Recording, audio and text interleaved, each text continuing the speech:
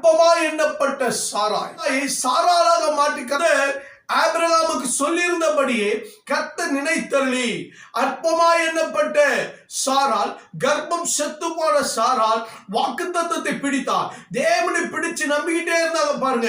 உறுதியா இருந்தவர்களுக்கு கர்த்தர் அற்புதமான ஆசீர்வாதத்தை கொடுத்தார், கர்ப்பத்தின் கனியை கொடுத்தார்.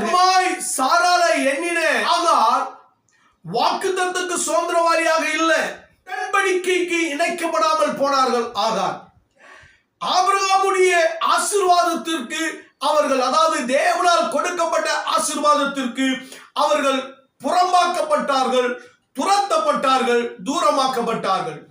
ஆனால் அற்பமாய் எண்ணப்பட்ட சாராலோ தேவனுடைய சுதந்திரவாளியாக, தேவனுடைய உடன்படிக்கைக்குரியவர்களாக, ஜாதிகளுக்கு தாயாக, அற்புதமான வாழ்க்கையாக இன்று வரைக்கும் சாரால் பேசப்படுகிறார்கள். அல்லேலூயா.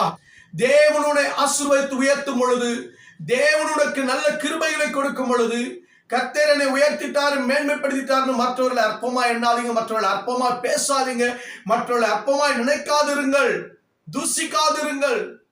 தேவன் பரலோகத்திலிருந்து பார்க்கிறார். உங்களை விட சிறந்தவர்களாய் அற்பமாய் எண்ணப்பட்டவர்களை கர்த்தர் தூக்கி உயர்த்தி நிறுத்திடுவார். ஆமாங்க, சாரால் அற்பமாய் எண்ணப்பட்டார்கள். ஆனால் தேவன் அற்புதமான வாழ்க்கையை கொடுத்தார், வாக்குத்தத்தம் நிறைந்த வாழ்க்கை கொடுத்தார், உடன்படிக்கையின் வாழ்க்கையை கொடுத்தார், ஆசீர்வாதத்தின் வாழ்க்கை கொடுத்தார். இன்று வரைக்கும் ஜாதிகளுக்கு தாயா நிற்கும்படிக்கு ஒரு அற்புதமான வாழ்க்கையை கர்த்தர் கொடுத்தாருங்க. அற்பமாய் எண்ணப்பட்ட சாரால் தேவன் மகிமையாய் உயர்த்திட்டார். ஹல்லேலூயா.